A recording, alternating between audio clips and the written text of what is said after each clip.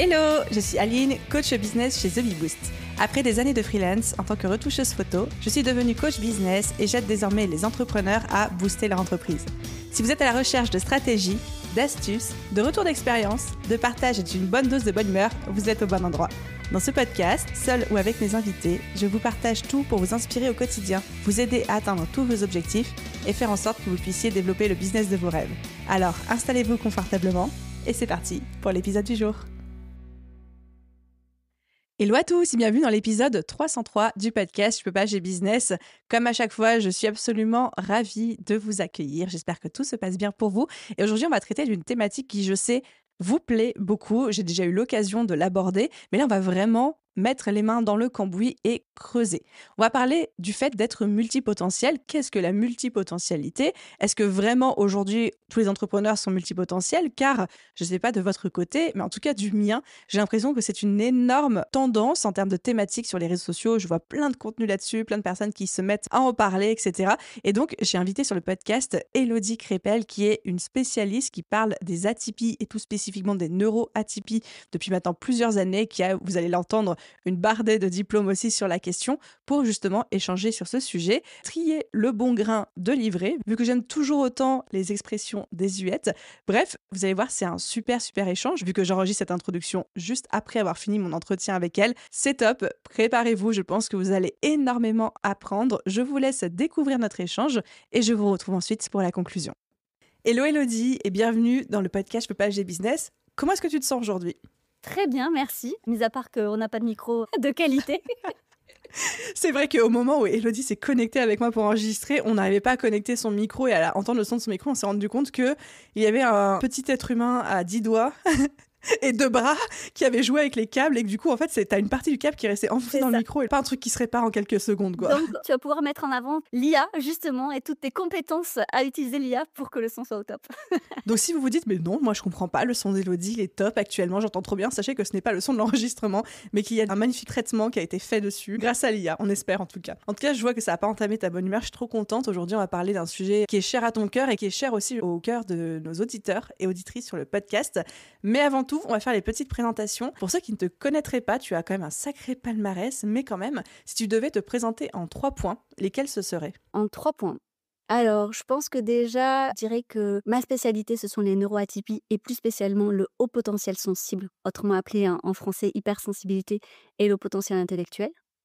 Je suis référencée à l'international sur le site d'Hélène Aron comme experte sur le sujet. J'ai été co-dirigeante de l'Observatoire de la sensibilité.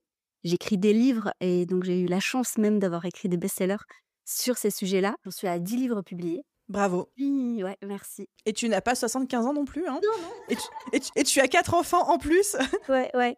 Et après, je pourrais dire aussi que maintenant, je forme d'autres professionnels à ces sujets-là, tu vois. Je suis créatrice sur les réseaux sociaux, je fais un podcast. Donc, en fait, je fais tellement de choses que je pense que je suis vraiment clairement concernée tant sur le plan pro que perso sur les sujets dont on va traiter aujourd'hui. Et comme tu l'as bien dit, tu as un très gros podcast qui s'appelle Potentiel, qui traite justement des atypies, dont la multipotentialité, l'hypersensibilité et autres. Et on mettra le lien en description pour tous ceux que ça intéresse. Merci. Et tu as interviewé des invités de qualité récemment, dont The Bee Boost. L'épisode sortira un petit peu plus tard, je pense, dans la chronologie de nos sorties respectives. On l'a déjà enregistré cet épisode, mais il sort un peu plus tard. Mais voilà, c'était pour la petite blague. Élodie, j'adore pour briser un petit peu la glace avec mes invités, leur proposer un portrait chinois. Donc je vais te poser plein de questions rigolotes et l'idée c'est que tu me répondes du tac au tac. Il y en a 5. Est-ce que t'es prête ? Allez, on y va. Quel serait un livre que tu as adoré récemment ? Ouh, ça c'est dur, c'est vraiment dur. Le dernier livre, c'était d'Amélie Nothomb. Je crois que c'est l'alchimie des tubes. Elle explique un petit peu comment elle a été lorsqu'elle était enfant. Clairement, on sent l'atypie derrière, quoi. Et donc, j'ai trouvé ça hyper fascinant. Donc, ça t'a parlé. Ouais. Quelle est une citation qui t'accompagne au quotidien ? Je l'ai mis, figure-toi, en fond d'écran de mon téléphone. C'est « Vous pouvez soit traverser la douleur de la transition, soit la douleur de la stagnation » de Mary Blige, que je trouve très juste. En gros, choisis ta douleur. J'adore Choose Your Pain. Je me le répète souvent. Elle est bien, cette citation, elle me plaît beaucoup. Tu vas la garder. Ah, de ouf. 3e question, quel est le dernier achat, pro ou perso, dont tu es la plus heureuse ? À part ton futur micro. Une maison. Ah, trop bien. Ouais. Félicitations. Merci. Quelle serait une application dont tu ne pourrais pas te passer aujourd'hui ? C'est Tanpree. En fait, c'est une application où on peut planifier justement l'organisation et les plannings de toute la famille. Donc ça, c'est très pratique. Elle est gratuite et je fais pas du tout la promotion, mais alors vraiment, ça nous sauve la vie avec mon mari. Avec 4 enfants, tu te doutes bien qu'il y a beaucoup de choses à mettre et entre mon boulot et tout, bah, en fait, à chaque fois, on se loupait. Donc chacun, en fait, met sur cette application. Elle se connecte sur tous les téléphones, c'est trop pratique. Donc Time Free, c'est ça? Ouais. Pareil, je remettrai le lien en description pour ceux que ça intéresserait, parce que je sais qu'il y a des mamans d'enfants qui ont aussi ces problématiques-là. Et dernière question pour toi, quel est le plus beau compliment qu'on puisse te faire? Je pense que, tu vois, j'ai toujours cette vocation de tenter de donner ce qu'on m'a donné quand j'étais plus jeune et quand j'en ai eu besoin, c'est-à-dire d'être une main tendue juste sur le chemin de quelqu'un. Donc quand on te dit Élodie, tu es une main tendue sur mon chemin, Ouais, ça te touche vraiment. ça donne un sens à ma vie, carrément. C'est beau. On sent l'émotion. Ok, première question pour toi. J'ai envie d'attaquer fort. Et en fait, comme ça, je mets un petit peu nos auditeurs aussi au goût du jour. Quand on a enregistré notre podcast ensemble qui va sortir sur ton podcast à toi, on s'est rendu compte qu'en fait, il y avait des sujets, dont la multipotentialité, où toi et moi, on n'avait pas tout à fait le même discours, ni même le même point de vue. Mm. Et en fait, on s'est dit que c'était hyper intéressant et j'ai envie qu'on explore ça aujourd'hui. Donc, c'est potentiellement l'épisode où on ne sera pas d'accord sur tout. Mais moi, j'adore ça parce que c'est là aussi que ça devient constructif et qu'on construit un esprit critique. Donc, pour commencer pile poil dans le mille, là, aujourd'hui, il y a quand même une vraie mode depuis 1-2 ans à peu près de la multipotentialité sur les réseaux sociaux. Tout le monde se décrit comme multipotentiel. Moi, je vois passer à longueur de journée des réels, des TikTok qui me disent tu es multipotentiel, si, gna gna gna gna gna gna. Et en fait, j'ai l'impression qu'au final, chacun peut se retrouver dans au moins un ou plusieurs de ces contenus. Et la question que j'ai envie de te poser, c'est est-ce qu'aujourd'hui, on n'est pas un peu tous multipotentiels au fait?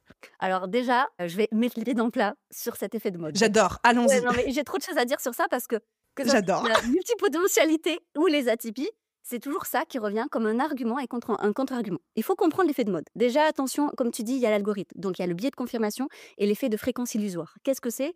C'est tout simplement en fait que, en fait, quand une fois tu as regardé une vidéo, l'algorithme va te le montrer. Et comme il te montre ça, toi, tu dis, mais c'est bon, tout le monde parle que de ça, c'est bon, enfin voilà. Et puis, du coup, tu as l'impression que tout le monde est concerné. Les chiens ne font pas des chats, comme on dit. Donc, en général, c'est évident que même dans ton entourage, tu vas fréquenter des gens qui te ressemblent. C'est naturel, c'est logique. Et tu sais, c'est le côté de le besoin d'acceptation. Donc, on va aller vers quelque chose qu'on comprend. Et donc, qu'est-ce qu'on comprend mieux à part soi-même, tu vois? Mais du coup, donc, faut juste faire attention à ça. Ensuite, l'effet de mode, pour moi, il est positif. Et je vais t'expliquer pourquoi. Parce qu'on va arrêter du coup avec cet argument, je ne veux plus l'entendre. On va voir si j'arrive à te convaincre. En fait, il faut comprendre que pour tous les sujets, ça passe par plusieurs étapes. Tu as la découverte scientifique, d'accord? De base. Et on va en parler justement, parce que la multipotentialité, il y a des bases scientifiques, ça vient pas de nulle part. Mais on va essayer de remettre ça justement sur quelque chose de très concret. Ensuite, tu as la vulgarisation. Tu vois, tu as des gens plutôt curieux qui se sont interrogés et qui ont tenté de comprendre voilà, ces concepts scientifiques. Puis il y a justement le début de l'effet de mode, c'est-à-dire qu'en fait, il y a la masse qui s'y intéresse. Elle s'y intéresse de plus en plus, jusqu'à ce qu'on arrive à un apogée de l'effet de mode, ce qu'on va appeler le moment de saturation, où en fait les gens n'en peuvent plus. Et c'est vrai que dans cette période, ce qui va être compliqué, c'est que les experts se mélangent aux gens qui se disent experts, qui connaissent pas le domaine, qui vont dire beaucoup de choses dessus, tu vois. Et ça va donner justement cet effet où il y a tout ou rien. Ça va générer un effet Barnum où tout le monde se reconnaît. Bref, voilà. Il y a cette saturation où en fait, tout le monde en a marre un peu de ce sujet. Sauf qu'après, ça donne justement la normalisation, c'est-à-dire qu'en fait, on normalise ce sujet, c'est rentrer dans la sphère publique comme quelque chose d'acceptable, puisqu'on vient à la 6e étape, l'acceptation, qui va permettre la diversification du sujet. C'est-à-dire qu'une fois qu'on a accepté ce sujet, on se dit, mais qu'est-ce qu'on en fait concrètement? Et là, en général, ceux qui ils ont surfé sur l'effet de mode, ils disparaissent, et les experts continuent leur domaine et on avance sur quelque chose de plus concret. En fait, finalement, cet effet de mode, c'est bon signe. Ça veut dire qu'enfin, on parle de ce sujet. Et ça, c'est plutôt chouette. Voilà. Mais écoute, je suis totalement d'accord avec toi et on peut l'observer sur plein de choses. On a vu, bon, je pense que toi et moi, on est à peu près des mêmes générations, mais sur l'arrivée du bio, quand c'était encore un truc de hippie, puis finalement que ça s'est démocratisé, sur aujourd'hui toutes les polémiques et tous les sujets autour de la genrification, de la préférence sexuelle, etc. On voit beaucoup de choses qui évoluent, qui passent par tous ces stades, et je trouve ça, bien sûr, hyper important. Et je pense que le sens de ma question, et du coup, ça induit aussi ma seconde, c'est en fait... Moi, ce qui me heurte là-dedans et ce qui me saoule, c'est pas le fait qu'on en voit parler de partout, c'est que j'ai l'impression qu'en fait, les gens n'ont pas la bonne définition de ce que c'est la multipotentialité et qu'ils définissent en disant tu es multipotentiel si tu as plein de passions et que tu te disperses et que tu n'arrives pas à te concentrer sur une chose. Mais en fait, là-dessus, je pense que toi et moi, on sera d'accord pour dire que c'est pas ça la multipotentialité et qu'aujourd'hui, on voit pléthore de contenus qui disent tu es multipotentiel si tu as plein de passions, alors qu'en fait, ça n'a aucun rapport, quasiment. Merci de le dire. Donc déjà, je voulais vraiment rassurer sur cet effet de mode parce que je sais qu'il y en a beaucoup, tu vois, qui vont illégitimer le fait qu'ils s'interrogent sur un sujet, alors qu'on est toujours légitime à se poser des questions sur soi. Vraiment, personne n'a à vous juger là-dessus. Soyez à l'aise. Mais comme il y a cet effet de mode, ils se disent: «Bah, ça sert à rien que je me pose des questions». Alors que c'est dommage. Le but est justement que, bah, cet effet de masse soit arrivé jusqu'à toi pour que tu te poses des questions. Alors, la multipotentialité, c'est dans les années 70. Alors, je ne veux pas me louper sur les noms, je me laisse noter pour bien les dire. C'est Rena Subotnik, Camilla Benwand ou Frederickson, entre 70 et 80. Et au départ, c'était lié au haut potentiel intellectuel. C'est pour ça que ça s'appelle multipotentialité. En fait, on aurait pu dire haut multipotentialité intellectuelle, si tu préfères. Donc au départ, c'est vraiment lié au HPI. On verra qu'après, dans les années 2000, avec Barbara Scher et Emily Wapnick, on est allé sur autre chose, en fait. Et je pense que c'est de là où il y a un peu un mix de tout. Alors, est-ce que les HPI, donc les hauts potentiels intellectuels, autrement appelés surdoués en français, ou encore appelés zèbres, phylocognitifs, douance, enfants précoces, bref, il y a tellement de termes qui, à mon sens, démontrent un vrai malaise du sujet et une vraie incompréhension du sujet en français. Est-ce que les HPI sont multipotentiels et est-ce que les multipotentiels sont HPI? Je réponds direct à la question. Non, ce n'est pas forcément lié. Par contre, dans les années 70, on s'est rendu compte que dans les HPI, qui est une surefficience, effectivement, des capacités cognitives et mentales, et ça, voilà, on a des IRM qui le montrent. Il y a des personnes qui ne se spécialisaient pas comme certains, tu vois, où ils pourraient passer, par exemple, 30 ans, 40 ans sur le même sujet d'expertise et après tirer la laine de la pelote, tu vois, pour d'autres sujets, mais qui s'intéressaient à un sujet jusqu'à devenir expert dans le sujet, et c'est pas juste je touche à tout. Et ça, c'est une vraie différence, tu vois. Et après, une fois qu'ils ont atteint ce point où, franchement, je connais assez sur le sujet, ils passaient à un autre sujet. Alors, soit ils avaient plusieurs sujets en même temps, soit ils passaient de l'un à l'autre, mais on n'oublie pas quand même qu'il y a cette notion d'expertise. Et ce que j'entends trop aujourd'hui et qui est une erreur fondamentale de la multipotentialité, c'est se dire qu'en fait, soit on est spécialiste et expert, soit on est multipotentiel. C'est faux.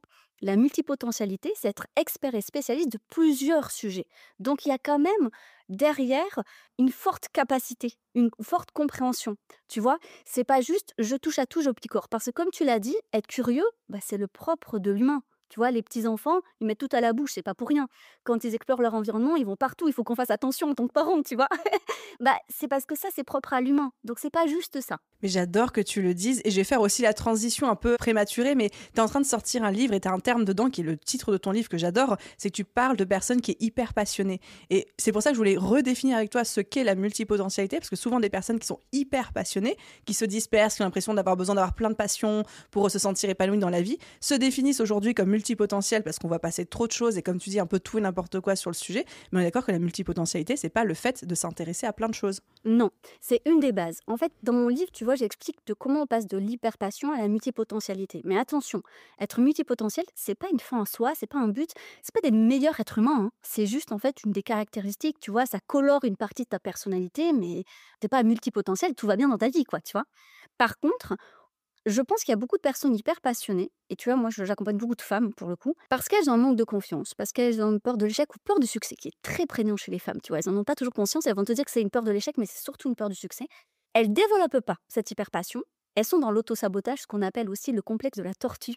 Tu sais, parce qu'en fait, les tortues, elles ont une carapace très très lourde, et du coup, elles avancent plus lentement. Alors, c'est soi-disant pour se protéger, mais en fait, ça les empêche d'avancer.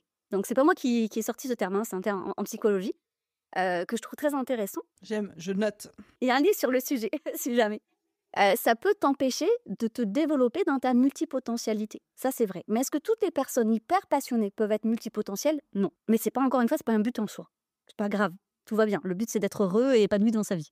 Alors du coup, ça me ramène à la question d'après, c'est Élodie, comment je fais pour savoir si je suis multipotentielle? En fait, je vais dire un truc un peu bizarre, mais je pense que les personnes multipotentielles, ce sont des personnes qui se posent même pas la question à un moment donné, tu vois? Parce qu'elles atteignent tellement un point culminant d'expertise dans certains domaines, elles sont tellement, en fait, tu vois, motivées juste par le fait d'en savoir plus, de creuser plus un sujet. En fait, c'est plus que de la curiosité, c'est de l'investigation, tu vois? C'est vraiment ça. C'est-à-dire que vraiment, et ce sont des personnes aussi qui ont une grande ouverture d'esprit.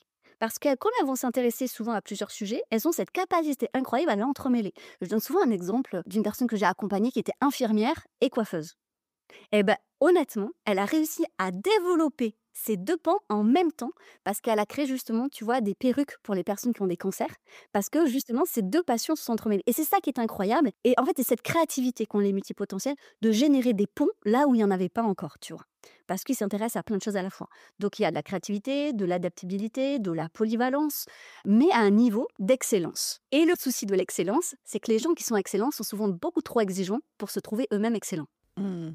C'est là où le serpent se mord la queue, c'est que je pense que les personnes multipotentielles, elles se rendent pas compte qu'elles sont. C'est souvent l'entourage qui leur fait remarquer en disant: «Non mais de toute façon, toi, tout ce que tu touches, ça se transforme en or, de toute façon, je vais te demander à toi parce que tu sais toujours tout sur tout», tu vois? C'est ce genre de réflexion. Si votre entourage vous dit ce genre de choses, c'est que potentiellement, il y a la multipotentialité. Et est-ce que pour me décrire comme multipotentiel, j'ai besoin d'avoir dans l'action emmené mes passions à des niveaux d'excellence et d'expertise, de professionnalisation avancés, ou même juste le fait d'en avoir la capacité, ça suffit? Par exemple, est-ce que quelqu'un pourrait être, je sais pas, je prends par exemple une entrepreneuse qui est graphiste, donc elle est excellente dans son domaine, elle se définit comme multipotentielle parce qu'elle s'intéresse aussi beaucoup à la couture, à la peinture et peut-être aussi qu'elle est très très bonne cavalière, mais vraiment sa zone d'expertise qu'elle a travaillé au fil des années et dans laquelle elle est devenue excellente, c'est le graphisme. Mais du coup, est-ce qu'elle est multipotentielle si elle n'a pas emmené toutes les autres sphères à ce niveau-là ou pas? Alors, toutes les passions n'ont pas pour vocation d'être des potentiels.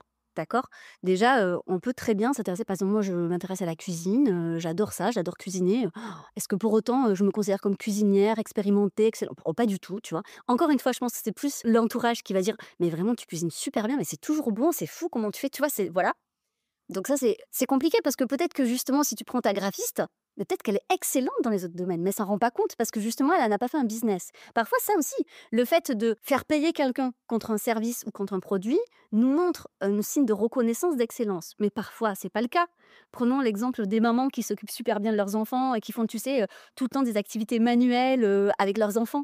Elles sont peut-être excellentes là-dedans et pour autant, elles ne mettent pas sur les réseaux sociaux, personne ne le voit à part leurs enfants. Tu vois, elles s'en rendent peut-être pas compte alors qu'elles passent des heures à faire des choses assez incroyables. Tu vois ce que je veux dire? Donc il y a plein de choses, de pôles d'excellence en fait. Mais des fois, on s'en rend pas compte parce qu'en plus, on le banalise. Et c'est ça qui est incroyable lorsque tu es assez bon dans un domaine, c'est que tu te rends même plus compte en fait. Parce que déjà, tu es tellement bon que tu vois tout ce que tu dois améliorer. Celui qui ne voit pas ce qu'il a amélioré n'est pas assez bon. C'est justement quand tu te rends compte de tout ce que tu as amélioré que tu es suffisamment bon. Et je pense que tu peux avoir des passions que tu pousses pas jusqu'à l'excellence et c'est totalement OK. Est-ce que ça répond à ta question? Ça répond totalement à ma question et pour creuser, en fait, j'attaque un même sujet mais sous différents angles pour aider les auditeurs à se projeter sur c'est quoi vraiment être multipotentiel. On a évoqué d'autres termes, on a évoqué le terme d'hyperpassion, on a évoqué le terme d'HPI, d'hypersensibilité. Est-ce qu'on peut faire la différence entre tout ça? C'est quoi la différence entre multipotentiel, HPI, hypersensible, hyperpassionné? Est-ce que je suis tout? Est-ce que je suis rien? Est-ce que c'est des croisements, des embranchements? Comment je fais la différence entre tout ça? Carrément. Alors, je vais reprendre la base. Aujourd'hui, il existe 5 neuroatypies. Quand on parle par exemple de personnes atypiques, souvent on me dit, mais enfin, elle vous dit, tout le monde est singulier et unique. Oui, mais tout le monde n'est pas atypique dans le sens neuroatypie.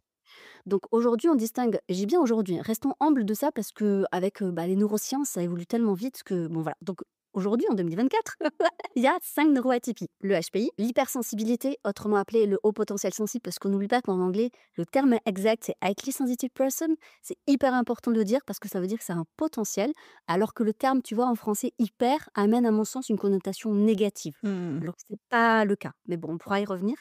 Il y a le TDAH qui est très, encore une fois, aujourd'hui, parlé. Donc, c'est le trouble du déficit de l'attention avec ou sans hyperactivité. Bon, entre nous, en fait, il y a souvent l'hyperactivité, mais des fois mentale et on la voit pas trop comme ça. Mais bon, voilà. Il y a le TSA, donc c'est le spectre de l'autisme et les troubles 10, d'accord? La multipotentialité n'est pas représentée là-dedans, aujourd'hui. Ok, juste quand tu dis trouble 10, c'est dyslexie, dysphasie, etc. Totalement, pardon, merci de préciser. La dyscalculie, il y en a plein, plein, plein. Pourquoi tout ça s'est regroupé dans les neuroatypies? C'est parce qu'on se rend compte que dans le cerveau de ces personnes-là, en fait, ils n'ont pas un cerveau bizarre, hein, pas du tout, mais ça fonctionne différemment. La structure est différente, le fonctionnement est différent, donc ton rapport au monde est différent, inévitablement, en fait. Mais tu sais, tout confondu, parce qu'il n'est pas rare d'en avoir plusieurs hein, aussi. Mais ça représente entre 20 et 30% de la population mondiale quand même, donc on n'est pas tout seul, tu vois, même si ça reste une Donc minorité. une C'est personne sur trois ouais, a un de ces troubles. alors on va pas dire trouble parce que là aussi, tu vois, on va distinguer par exemple tout ce qui est 10, TSA, TDAH qui effectivement sont des troubles et où il y a un accompagnement parfois et même des aides médicales pour ça. Le HPI et le HPS, donc l'hypersensibilité, n'en sont pas. C'est considéré comme des caractéristiques de personnalité et des compétences supplémentaires parce que ton cerveau fonctionne différemment. On le voit maintenant avec les IRM, c'est fascinant toutes les études qu'on a sur ce sujet. Et ça, c'est pas considéré comme un trouble. C'est pour ça, par exemple, que la prise en charge ou le fait de passer des tests ne sera pas remboursé. Merci de préciser sur le vocabulaire. Le vocabulaire est important, je trouve, dans Oui. cet échange. Donc, Totalement. Tu vas pas avoir les mêmes spécialistes. Ça aussi, c'est important, tu vois. Ça sera pas du tout la même chose. Du coup, la multipotentialité aujourd'hui, elle a été étudiée, comme je te disais, dans les années 70 avec la HPI. Et puis, dans les années 2000, il y a ce truc de, mais en fait, c'est quoi ces gens Tu sais, le côté slasher. Et ça, le slasher, ça vient en fait de LinkedIn. Tu sais, la barre slash, en fait. Ils avaient plusieurs métiers et ils mettaient un slash. Donc, on les appelait les slashers, les slasheuses, en fait, parce qu'ils avaient plusieurs métiers. Et ils se reconnaissaient pas. Après, je pense que c'était dans les années 2000, quand tu vois la génération Z maintenant et que tu leur demandes qu'est-ce qu'ils veulent faire dans la vie. Il y en a beaucoup où ils se voient pas choisir un métier pour 20 ans, 30 ans, alors que nous, je me rappelle quand on était au lycée, c'était qu'est-ce que tu fais dans la vie? Genre, pour 30 ans, tu signes pourquoi, tu vois? Il y avait vraiment cette notion. Ouais, le fait de changer plusieurs fois de métier dans une carrière, c'était presque mal vu, c'était vu Exact. comme un signe d'instabilité. C'est ça. Donc je pense que dans les années 2000, il y a cette nouvelle génération qui se sont pas reconnus dans leurs aïeux et où ils se sont dit: «Mais en fait, moi, j'ai pas envie de faire ça». Donc il y a eu un mal-être et il y a eu un repositionnement. Alors que je pense, tu vois, qu'aujourd'hui, avec cette nouvelle génération, on a accepté le fait que tu passeras pas 30 ans dans le même métier, même si tu passes pas 5 ans dans la même boîte, c'est pas anormal, tu vois, dans la nouvelle génération. Donc ça va aussi, c'est hyper important culturellement parlant, en fait, de prendre en considération ça parce que ce sont des concepts qui évoluent avec la culture dans laquelle on est. Moi, je vois, tu vois, je vis au Royaume-Uni, c'est pas du tout la même prévalence, en fait. Et ils sont un peu plus en avance sur l'acceptation de ces termes. Par contre, scientifiquement, on reste quand même sur cette définition d'expertise et de multi-expertise, en fait. Tu atteins un certain niveau dans plusieurs domaines. Et c'est pas juste je touche à tout. Hmm. Où j'ai besoin de faire plein de choses différentes. Exactement. Et c'est OK.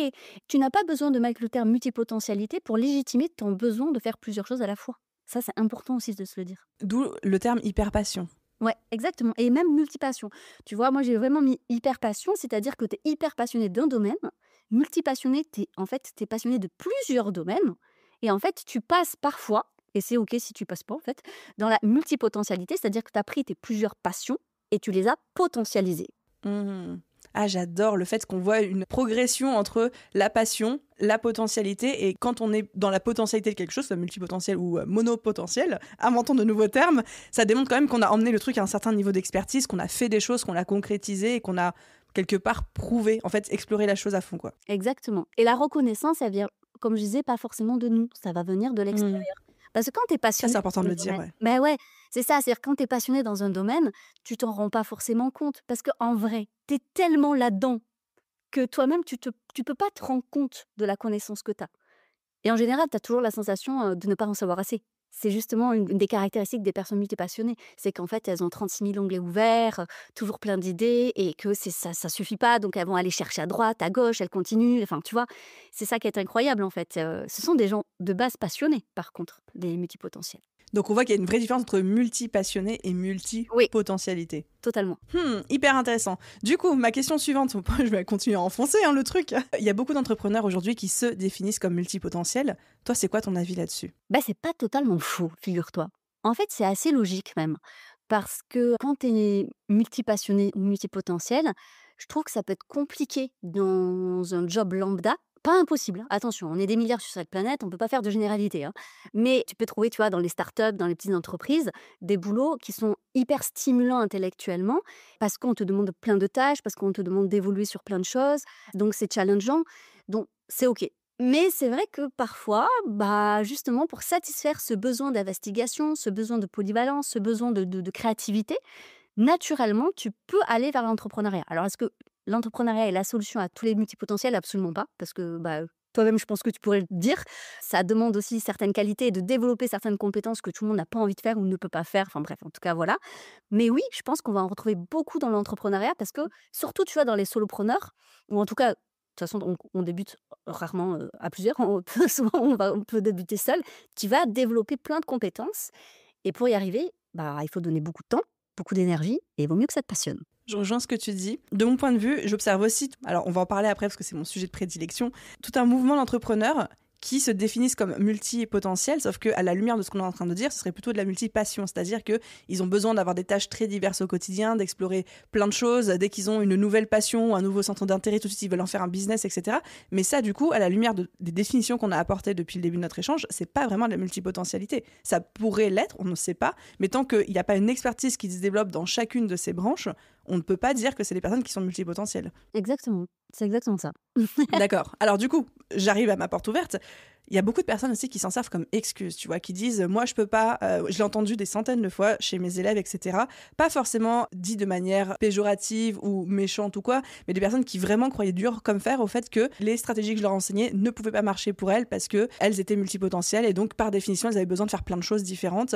Ou alors moi ce qu'on m'enseigne ça fonctionne pas pour moi, ou telle stratégie fonctionne pas pour moi, ou je ne peux pas me nicher en business parce que je suis multipotentielle. Toi, c'est quoi ton avis là-dessus? Alors, je vais te donner un exemple. Moi, j'ai beaucoup de personnes qui vont me dire: «Mais je m'éparpille en fait» ou «Je procrastine parce que je suis multipotentielle». Je l'entends aussi souvent. Autre exemple que j'ai dans l'hypersensibilité, je suis hyper émotive et donc c'est parce que je suis hypersensible. Toujours pas en fait, toujours pas. Déjà l'hypersensibilité, bon c'est pas le sujet, mais scientifiquement il est très, très cadré, hein. Tout le monde n'est pas hypersensible. Voilà, il y a 4 critères bien ciblés. Donc non, c'est pas parce qu'on est hyper émotif qu'on est hypersensible. Ça fonctionne pas comme ça. C'est la même chose en fait pour tout. Ce qui est important de se dire, c'est qu'après on a notre personnalité. Et moi j'aime bien dire que, tu vois, les atypies comme la multipotentialité, en fait c'est juste une pièce du puzzle de qui tu es. Ça ne te fait pas toi. Ou bien j'utilise aussi le terme, tu vois, d'exhausteur de goût. Tu vois, cette petite pincée de sel.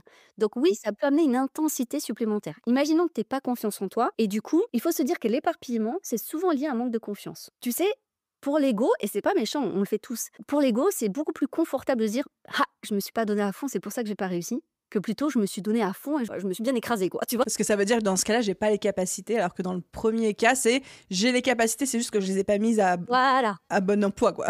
Donc l'éparpillement, ça t'évite de te donner à fond, puisque tu t'éparpilles. Donc ça, c'est une manière aussi de fuir un peu la peur de l'échec, tu vois? Donc derrière, en fait, quelqu'un qui n'aurait pas confiance, bah, forcément va mettre en place, lié à une des pièces du puzzle, tu vois, de la multipotentialité, des choses en place. Et peut-être qu'effectivement, si elle n'était pas multipotentielle ou si elle n'était pas multipassionnée, ça serait pas par l'éparpillement, ça serait peut-être vers autre chose. Mais en attendant, ce n'est pas parce que tu es multipotentielle ou multipassionné qu'il se passe ça. Ça, c'est faux. Et c'est même dangereux de penser ça. Parce que peut-être que derrière, il y a quelque chose qu'il faut que tu ailles travailler en thérapie. Tu vois, moi, je le dis souvent, par exemple, aux personnes hypersensibles qui disent: «Mais moi, je suis hyper angoissée, c'est parce que je suis hypersensible». Non, il faut que tu travailles tes angoisses avec un professionnel de la santé mentale. Tu ne peux pas te gâcher derrière l'hypersensibilité. Par contre, l'hypersensibilité, effectivement, peut générer une intensité dans tes angoisses. Ça, c'est une réalité. Mais tu vois, il faut pas faire le raccourci. Qui ferait que ces angoisses seraient un peu plus compliquées à gérer, Ouais. mais ça veut pas dire que forcément il y a une relation de cause à effet Non, indestructible et que enfin, on va dire que c'est une espèce de fatalité qui s'abat sur nous, quoi. exactement. Et puis, rien que, en fait, il y a une question toute simple à se poser, c'est: est-ce que tu penses que quelqu'un d'autre qui est multipotentiel, il réagirait comme toi? La réponse est forcément non. Tu as forcément, par exemple, des hypersensibles qui ne sont pas angoissés. Il y a forcément des personnes multipotentielles qui ne s'éparpillent pas. Donc, ce n'est pas lié à la multipotentialité, c'est lié aussi à quelque chose que tu dois travailler, en fait. Et ça, c'est un peu dur des fois de se mettre face à ça. Ça demande une honnêteté qui est difficile et je suis d'accord, mais ça peut rassurer les auditeurs. Moi aussi, hein, j'ai mes propres failles, toi aussi, Aline, tout le monde, en Bien fait. sûr. Mais justement, se cacher derrière ça, ça vous aidera pas à avancer. Ça, c'est vraiment dommage. C'est quoi souvent les excuses que tu entends qui sont cachées derrière un «je suis HPI, je suis multipotentiel, je suis hypersensible» et cetera? Pour l'hypersensibilité, il y a souvent tout ce qui est stress, angoisse, l'hyperémotivité, voilà, où on va se cacher derrière l'hypersensibilité, alors que pas du tout. Pour le HPI, il y a souvent ces gens qui vont me dire: «Mon cerveau part dans tous les sens, je le maîtrise pas». Ça, c'est pas possible non plus, hein. Ça, c'est comme si tu disais: «J'ai 2 bras, ça me gêne, ce bras, qu'est-ce qu'il fait là?» Bah, tu en fait, tu vois? Non, en fait, J'adore la métaphore, c'est hyper parlant. là, c'est bizarre. À moins que tu aies un problème à ce bras particulier, sinon il te gêne pas. C'est pareil, le cerveau du HPI, c'est vrai, il va vite, il y a une intensité, mais en fait, il tu câblé pour ça, tu es né comme ça, en fait. Parce que une neuroatypie, c'est de naissance. C'est-à-dire, tu nais comme ça, tu le deviens pas, en fait. Tu vois, c'est pas une maladie que tu attrapes. Donc, en fait, non, ça, il peut pas te gêner, ton cerveau. C'est que derrière, il y a peut-être des angoisses qui t'empêchent de penser parce que tu maîtrises pas finalement ta Ferrari qu'il y a dans ton cerveau et qu'il te faut apprendre à comprendre, mais tu peux pas te laisser dépasser pour ton cerveau.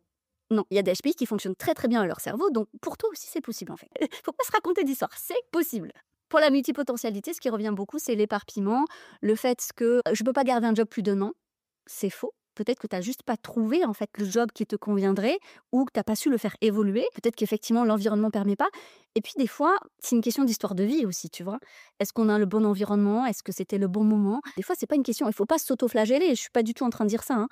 C'est juste que ça c'est la vie, tu vois? Des fois, ça fonctionne pas comme on veut, en fait, tout simplement. C'est hyper intéressant, j'adore la manière dont tu l'expliques qui est très claire de attention aux histoires qu'on se raconte et aux étiquettes qu'on met sur ces histoires-là. Donc les étiquettes étant multipotentialité, HPI, hypersensibilité, sur là, ah bah c'est pour ça que j'arrive pas à faire ça. Et en fait, du coup, il y a une espèce de complexe de la prophétie autoréalisatrice qui se met en place. Et en fait, on s'enfonce dans un cercle vicieux dont il peut être très dur de sortir, quoi. Moi, je dis la pièce ne fait pas le puzzle. Mmh. Tu vois, c'est une pièce parmi tant d'autres. Par contre, c'est vrai que l'histoire qu'on se raconte, elle est importante. Elle est importante parce qu'on y tient. Parce qu'en fait, c'est comme si on avait construit leur identité sur ça. Et tu sens bien que si on vient bouger ça, et je suis désolée pour les personnes qui nous écoutent et ils sentent que ça tremble, et vraiment, je veux tellement pas vous malmener, mais si ça tremble trop, c'est que vous n'êtes pas prêt. Il y a des fois des croyances, on a besoin d'y croire. Et on a beau savoir que c'est une croyance, bah, on se dit qu'elle nous apporte assez de choses positives pour qu'on continue d'y croire, en fait. C'est OK. Peut-être qu'à un moment donné, on n'aura plus besoin d'elle, tu vois? C'est comme, une béquille. Peut-être qu'à un moment donné, on marchera sans béquille. Mais en attendant, si tu as besoin d'une béquille, prends-la, c'est OK. Je dis souvent ça dans mes épisodes un peu plus mindset, c'est quelles sont les croyances et les histoires qu'on se raconte. En fait, tout est une croyance et tout est une histoire parce que tout a été construit par le biais de notre vécu, notre expérience, etc. Par contre, l'idée, c'est de se questionner de manière objective en se disant, OK, j'ai cette croyance, jusqu'à quel point ça me rend service? Et l'exemple que je n'ai souvent, bon, ça n'a rien à voir avec une neuroatypie, c'est que moi, je me suis très, très souvent dit, je peux tout faire toute seule. J'ai besoin de personne, je peux tout faire toute seule. Et ça m'a beaucoup servi, ça m'a énormément aidé à atteindre un point exceptionnel en business où j'ai tout construit par moi-même. Et ça m'a permis d'aller vite et ça m'a permis de gagner beaucoup d'argent en faisant une grosse marge parce que j'avais pas besoin d'équipe ni rien. Sauf qu'à un moment, c'est devenu une croyance bloquante, une croyance limitante. Parce que je pensais que je pouvais tout faire toute seule, bah, j'ai pas réussi à déléguer, j'ai pas réussi à faire confiance, j'ai pas réussi à m'entourer des bonnes personnes, etc. Donc, juste d'avoir une croyance et de se dire jusqu'à quel point ça me rend service, est-ce que je suis encore dans une phase où ça me rend service, et est-ce que au contraire, c'est devenu une croyance qui avant me rendait service, mais aujourd'hui me limite pour continuer à avancer. Ben, c'est exactement ça. Si aujourd'hui, pensez que vous êtes multipotentiel, vous avez la sensation que c'est un fardeau dans votre vie, c'est qu'en fait, c'est une croyance qu'il faut abandonner. Si vous voyez par contre la multipotentialité comme un super potentiel et quelque chose d'hyper positif dans votre vie, allez-y. Par exemple, si quelqu'un se dit parce que je suis multipotentiel, je m'autorise à faire plein de choses, à explorer plein de passions, etc. Go, allez-y, continuez. Mais ça devient le parce que ça m'empêche de faire ci, ça m'empêche de faire ça, si on sent que c'est la carapace de la tortue qu'on s'est mis sur notre dos pour nous protéger, mais qui nous alourdit en même temps, alors là, ça vaut le coup de travailler dessus. Ouais, carrément, carrément. Et ça, je pense que c'est quelque chose que tu dis aussi souvent dans tes épisodes, c'est tenter quelque chose que vous n'avez encore jamais fait. Et donc, quand toi, par exemple, tu proposes dans tes accompagnements quelque chose de genre spécialise-toi, donne-toi à fond, niche-toi ou quelque chose comme ça, et que la personne dit hop, hop, hop, non, je suis multipotentiel, sauf s'il n'a jamais tenté ce que tu lui proposes, bah, malheureusement, il n'aura pas des résultats différents. Donc, tenter en fait quelque chose. De toute façon, si on veut aller au point B, c'est pas en faisant toujours le chemin du point A qu'on va y arriver. Il va falloir faire quelque chose de nouveau, quoi. Donc, non, moi, j'ai envie de dire justement, challengez-vous. Tester. Ouais, ça va pas faire mal, promis. Non, non, non. Et puis au pire, tu peux toujours faire demi-tour dans la vie en fait. C'est rare les décisions où tu te dis c'est bon, c'est fichu. Enfin, à part si tu décides de sauter d'une falaise où tu dis bon, bah, ça va être difficile de remonter. Mais il y en a qui le font, tu vois. Donc avec un parachute, il y en a qui remontent et qui ressautent. Donc, tu sais, c'est comme cette question de faire des choix. Il y a aussi ça dans la multipotentialité, genre je n'arrive pas à faire des choix. Bon, alors moi, il y a un truc que je change tout le temps. C'est la vision de ça. C'est-à-dire qu'il y en a, ils disent faire des choix, c'est renoncer. Et moi, je leur dis non. Faire des choix, c'est avancer. Parce que tant que tu ne feras pas de choix, tu vas stagner dans ta vie. Surtout qu'en général, le choix, on l'a déjà fait. C'est pas faire le choix qui est difficile. C'est les conséquences et les responsabilités qui en découlent qui sont très compliquées à assumer. C'est ça la différence. Et tant que tu n'es pas prêt à assumer les conséquences et les responsabilités, tu vas stagner. Mais c'est aussi ça de grandir. J'adore ce que tu viens de dire. C'est beau. Bah écoute, finalement, je pensais qu'on allait plus se friter que ça, mais je suis déçue, on est trop d'accord. J'aimerais maintenant avoir des astuces un petit peu plus concrètes. J'imagine que tu en distilles souvent dans ton podcast ou même lors de tes accompagnements, etc. Lorsqu'on est entrepreneur et qu'on a une atypie, multipotentialité, HPI, hypersensibilité, TSA, TDAH, avec ou sans H d'ailleurs, est-ce que tu as des astuces pour plus gérer le quotidien d'un entrepreneur ? Alors, ils vont être déçus. Des astuces, il y en a plein, mais en fait, il faut les personnaliser parce que, comme je disais, une atypie, ça se colore avec ta personnalité, avec ton histoire, avec les rencontres, avec les expériences de vie. Comme je disais, deux personnes hypersensibles ne se ressemblent pas du tout et peuvent ne pas s'entendre d'ailleurs. Parfois, c'est des fois, on me demande est-ce qu'il vaut mieux être en couple avec une hypersensible si on l'est soi-même? Non, il n'y a pas de mieux. Tant qu'on justement se respecte dans nos différences, enfin, tu vois, il n'y a pas de vérité toute faite. Puis moi, je t'avoue, je suis pas fan des vérités absolues. J'y crois pas trop, donc forcément. Après, je sais qu'il y en a qui aiment ça. Je pense que la première étape, c'est d'apprendre à se connaître. Et souvent, justement, on va tomber dans le piège oh, moi, je veux pas d'étiquette. Alors, là aussi, je réagis. Parce qu'il y a les étiquettes qu'on te colle et qui grattent. clairement, tu vois? Et il y a les étiquettes que tu vas choisir. Non pas parce que tu vas t'enfermer dedans, mais parce qu'une étiquette qu'on se colle, elle se décolle beaucoup plus facilement. Tu l'as collée, tu sais la décoller. Et parce que tu la connais, tu la comprends. Et on a besoin de mettre parfois et de nommer les choses, ça donne un sens. Et si toute ta vie, par exemple, on t'a dit que tu étais trop, que ça n'allait pas, tu vois? Prenons un exemple de quelqu'un qui est trop grand.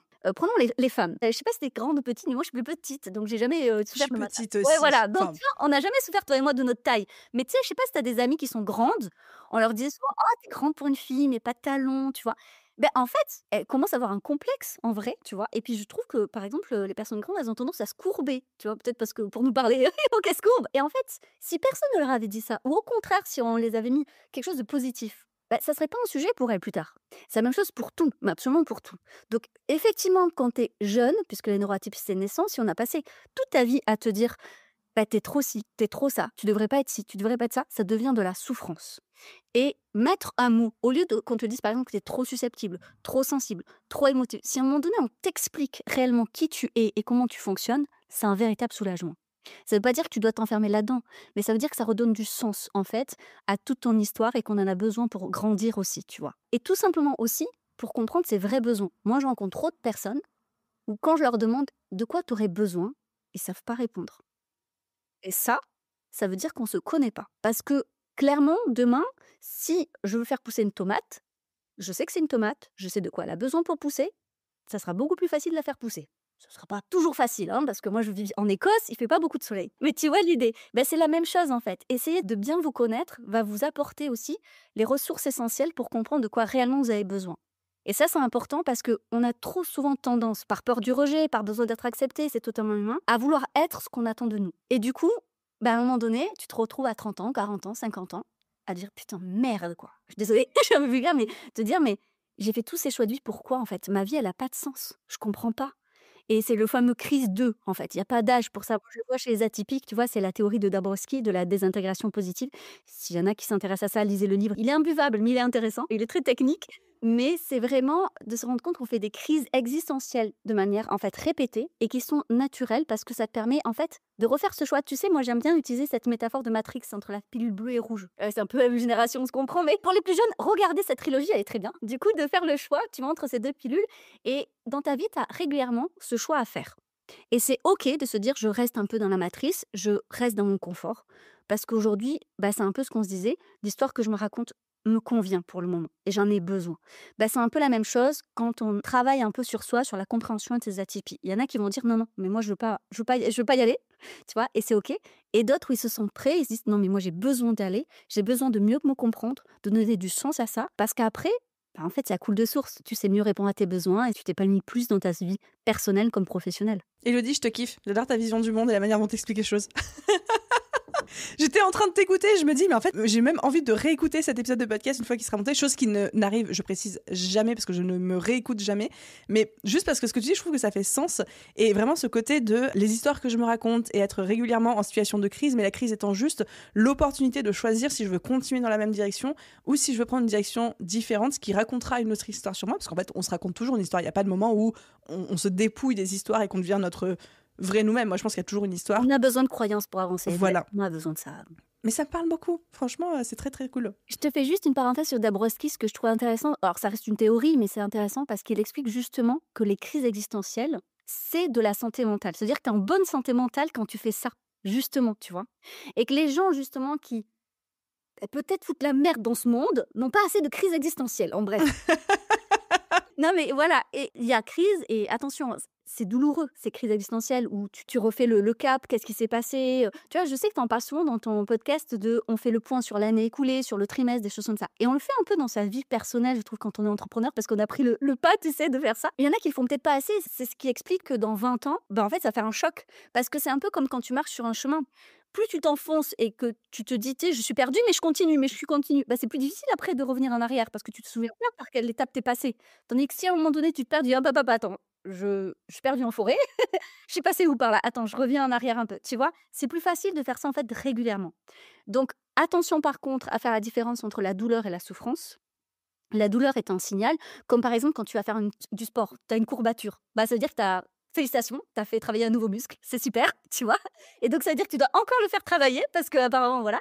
Mais la souffrance, par contre non. Si vous souffrez et que vous nous écoutez et que vous êtes en souffrance et que, en fait, vous êtes vraiment pas bien, que ça dure longtemps, il faut absolument, mais vraiment absolument aller voir un professionnel de la santé mentale, un psychologue, un psychiatre, en parler même à votre généraliste.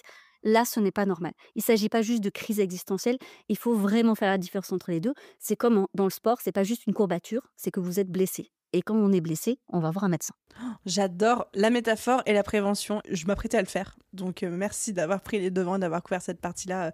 Comme tu dis, c'est hyper important. Et d'autant plus quand on est entrepreneur, je trouve qu'on a tendance à beaucoup, beaucoup plus encaisser la souffrance en pensant que c'est normal. Et en plus, on est abreuvé à longueur de journée de messages positif, mais à la limite de la toxicité, ça veut presque dire qu'on n'a pas le droit de se sentir mal, on a peur de l'image que ça pourrait renvoyer, etc. Donc c'est bien de le dire que on reste des êtres humains, qu'on fait tous des erreurs, et si vous n'en avez pas encore fait, vous allez en faire, hein, ça n'épargne personne, et que c'est juste ok des fois de dire, attends, là c'est un peu trop douloureux, qu'est-ce que je fais avec ça, quoi.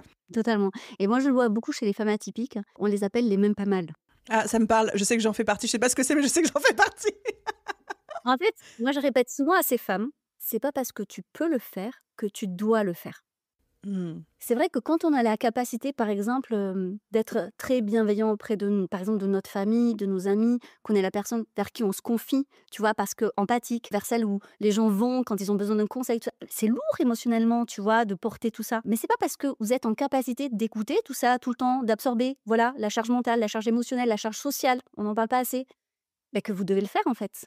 Mais comme tu disais, et là ça fait partie des histoires qu'on se raconte, c'est un peu à un moment donné se dire mais moi je sers à ça, enfin j'ai trouvé ma place, c'est mon rôle, tu vois, mais on s'enferme là-dedans, sauf que ça nous coûte énormément. Et donc ces femmes, pour qu'elles continuent à alimenter ça, elles se disent non mais même pas mal, je peux encore, même pas mal, tu vois. Ok, ok. Par contre, tu sais, une pomme, si tu la lâches, elle tombe, elle tombe, elle tombe. Tu verras pas forcément les fissures. Par contre, si tu l'ouvres, tu vas voir qu'elle est toute moisie dedans. Donc, à un moment donné, quand ça va lâcher, ça va lâcher. Et ça, tu vois, moi, je récupère beaucoup, beaucoup de femmes en burn-out. On parle pas assez du bore-out ou du brown-out aussi, qui touche beaucoup d'atypiques. Mais bon, ça serait un autre sujet. On peut faire un autre épisode si jamais. J'adore parce qu'on parle de pommes, on parle de tomates, c'est trop bien. C'est mon petit colo. Allez voir Elodie, envoyez-lui des emojis tomates. Message privé sur Instagram, comme ça elle saura que vous avez écouté l'épisode. Ah non, je préfère les pommes. Pour anecdote, j'aime pas les tomates. C'est très bizarre, mais j'aime pas les tomates. Donc, bon, des emojis pommes alors. Mais ça me fait penser, j'aime bien cette métaphore de la tomate, et c'était ma mère qui m'avait dit ça une fois, parce que je me reconnais dans cette définition de même pas mal de ça passe, et parce que je peux le faire, je vais le faire, tu vois. Alors qu'au bout d'un moment, non, c'est pas parce que tu peux encaisser que ça veut dire que tu dois accepter, en fait. Et elle m'avait dit, mais tu sais, Aline, c'est comme mettre une goutte d'encre de Chine dans un verre d'eau, tu mets une goutte, deux gouttes, ça va se diluer, ça va pas se voir, sauf qu'au bout de la millième goutte, l'eau, elle sera noire et ce sera irréversible. Et ça arrive presque d'un coup, en fait, tu vois. Eh ben, tu vois, j'ai une métaphore différente et pour essayer d'inverser le truc, dans une pièce sombre, un vaisseau de lumière peut aussi tout éclairer. Moi, c'est mon mari qui m'avait dit ça et j'ai trouvé ça très juste pour dire, par exemple, tu sais, des fois, il y a des gens un peu avec ce syndrome du colibri, on parle de tout, on parle dans tous les sens. Mais c'est passionnant, j'adore. Bon, c'est quoi le syndrome du colibri, Elodie? Tu connais la fable que le petit colibri, tout le monde la connaît, il y a une forêt en feu et le colibri, c'est le seul à prendre dans son petit bec l'eau pour essayer d'éteindre le feu. Et le côté je fais ma part, tout le monde se moque en disant mais qu'est-ce que tu vas faire? Et lui il fait sa part. Bon, le syndrome du colibri, et il y a beaucoup d'atypiques parce que le sentiment d'injustice, attention, c'est pas parce que vous ressentez très fort l'injustice que vous êtes atypique. Hein. Voilà, pas de généralité sur le podcast, tout le monde comprend maintenant l'idée. Mais c'est vrai que si la justice est une valeur phare pour toi, avec l'atypie, ça va être fois 1000 en fait. Donc tu vas avoir tendance à vouloir te donner. Et donc le petit syndrome du colibri, ça veut dire que tu vas tout le temps, quitte à t'oublier et à te sacrifier. En fait, tu es véritablement dans un syndrome de Cartman, c'est-à-dire que tu es le sauveur de tout le monde, de tout le temps, en fait. Parce qu'encore une fois, ça te donne un rôle, ça te donne une place qui est hyper valorisée, en vrai de vrai. Sauf que, à un moment donné, tu vas devenir un bourreau parce que tu vas en vouloir aux autres de pas sauver la forêt avec toi. Tu vas vouloir aux autres de pas s'occuper des mêmes choses que toi. Et tu vas être agressif, tu vois, dans le passif agressif, ces gens-là. Et en fait, tu vas finalement devenir tout ce que tu n'as pas envie d'être, en fait. Donc, il faut faire vraiment attention à ça. Et c'est justement toute la difficulté des personnes qui se donnent, genre, j'ai même pas mal, c'est qu'en fait, à un moment donné, c'est, je vois pas pourquoi toi, t'aurais mal, donc je te fais subir ce que je me fais subir. Ou alors en vouloir aux autres de pas avoir détecté qu'en fait, ça faisait mal, quoi. Exactement. Et dans les relations, ça devient très toxique, en fait, en vrai. Bon, non, mais si on développe là, on en a pour 3 heures. Donc, C'est vrai, c'est vrai. Bon, on va s'arrêter là, mais en tout cas, bon, si vous voulez que l'on fasse revenir Elodie sur le podcast pour explorer d'autres thématiques comme ça, dites-le moi en message privé sur Instagram et Elodie, je te passerai le message en mode hop, le peuple réclame la saison 2 de cet échange, mais c'était trop cool. Je pense que, en fait, ce que j'ai apprécié, c'est qu'on vraiment apporte un éclairage détaillé sur qu'est-ce que la multipotentialité, qu'est-ce que la multipassion, l'hypersensibilité, le HPI, comment est-ce qu'on fait attention aux histoires qu'on se raconte, aux étiquettes qu'on se colle. Ça veut pas forcément dire que c'est une bonne chose, mais voilà, d'apporter un peu de nuance entre tout ça, là où avant, et si on se base encore une fois sur tout ce que les réseaux sociaux véhiculent à l'heure d'aujourd'hui, ça peut être quand même tellement caricatural que ça en devient faux en fait. ouais, après, on n'en veut pas aux créateurs de contenu parce que moi aussi, je crée du contenu et je sais à quel point c'est très frustrant parce que tu vois, sur quelques slides, sur juste une description, en plus, on est limité en description, tout le monde ne le sait pas, mais on est limité. C'est très difficile. Puis en plus, maintenant, avec l'algorithme, il faut que de suite, tu fasses réagir les gens. Tu vois, enfin, En fait, t'es obligé d'être caricatural, tu peux pas nuancer ton propos sur la création de contenu. Ouais. donc, allez écouter les podcasts parce que là, on développe beaucoup plus et c'est beaucoup plus riche. Et je mettrai encore une fois le lien de ton podcast en description de cet épisode. Et pour terminer, petite ouverture quand même, à l'heure à laquelle ce podcast sortira, ce sera une actualité de ton côté, tu as ton nouveau livre « Femme hyper passionnée » qui du coup sort le 4 décembre 2024 aux éditions Jouvence.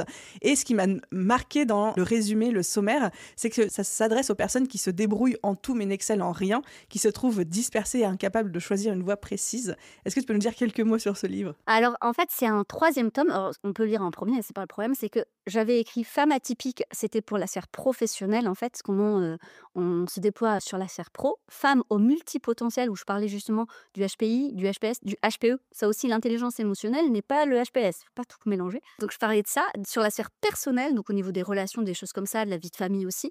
Et là, en fait, je me suis rendu compte qu'il y avait beaucoup de personnes qui souffraient de ce côté de je vais un peu dans tous les sens, j'ai envie de ça. Tu sais, cette frustration de se dire mince, pourquoi j'ai pas 1000 vies? Mais j'aurais pas assez de temps dans la journée ou dans ma vie, c'est trop peu. Comment je vais faire pour tout explorer, pour tout goûter, pour tout expérimenter? Ben, c'est des gens qui sont hyper frustrés et qui ont l'impression de s'éparpiller. Et je voulais redonner du sens à tout ça. Donc, j'explique ce que c'est l'hyperpassion. Comment on passe de l'hyperpassion à la multipassion et à la multipotentialité pour les personnes qui le souhaitent. Donc, j'ai voulu faire cet ouvrage peut-être pour rassurer aussi les gens et se dire, mais en fait, vous avez une place avec vos particularités. Donc, il y a plein d'exercices, de tests. Il y a aussi, c'est un peu romancé sur certaines parties parce que le côté un peu storytelling, tu vois, je pense que quand tu racontes une histoire, d'un coup, tu te rends compte justement de l'histoire que tu te racontes. Ah, c'est beau. Bah pareil, je mettrai le lien dans la description et j'ai hâte de le dévorer aussi et d'aller explorer ça vraiment. Merci beaucoup Elodie, j'ai adoré cet épisode avec toi. On a évoqué beaucoup de choses qui je pense sont importantes, les reines des punchlines, des métaphores aussi. Donc je te tire mon chapeau pour ça. Et bah écoute, à très vite, j'espère peut-être pour une saison 2. Merci. Franchement, ça a été un honneur parce que ça fait des années que j'écoute ton podcast. C'est un truc de fou d'être invité dans le podcast qu'on écoute. Je trouve ça incroyable. Donc merci pour tout le travail que tu fais. Tu m'as donné envie d'être entrepreneuse. Oh waouh. Mais ouais, mais j'ai commencé l'entrepreneuriat, mais j'étais pas du tout à temps parce que moi j'étais en double thèse, donc cursus très universitaire, salarié, enfin vraiment voilà. Puis j'avais pas d'entrepreneur. J'ai dû me lancer, on n'avait pas trop le choix, mais j'avais beaucoup d'a priori, j'avais personne autour de moi. Oh, tu m'as donné goût à l'entrepreneuriat, donc merci pour ça. Bah tu vois, ça c'est le plus beau compliment qu'on puisse me faire. Voilà. Donc, Et merci. je te le dis. Merci pour toi Elodie, à bientôt. À bientôt. Et voilà les amis, j'espère que cet épisode vous a plu. Autant vous dire qu'il y a énormément de choses que j'en retiens, mais la principale, c'est vraiment cette différence entre le fait d'être multipassionné ou hyper passionné et le fait d'être multipotentiel. La deuxième chose aussi que j'ai beaucoup aimé dans notre échange avec Elodie, c'est la manière qu'elle a d'amener le côté quelles sont les étiquettes que je me mets, quelles sont les histoires que je me raconte, en quoi ça me sert, en quoi ça me dessert, et d'arriver à avoir un recul, un regard objectif sur ces fameuses étiquettes / histoires qu'on raconte et de se dire est-ce que c'est quelque chose que j'ai envie de garder, de continuer à emmener avec moi, ou alors au contraire est-ce qu'il vaut mieux que je m'en défasse à ce stade-là de ma vie. J'ai hâte d'avoir vos retours sur cet épisode. N'oubliez pas de laisser un commentaire, une note sur votre plateforme d'écoute. Merci à tous ceux qui prennent le temps et la peine de le faire. Et je vous souhaite à tous une merveilleuse journée, soirée, après-midi, nuit, où que vous soyez. Et je vous dis à très vite pour un prochain épisode. Bye tout le monde!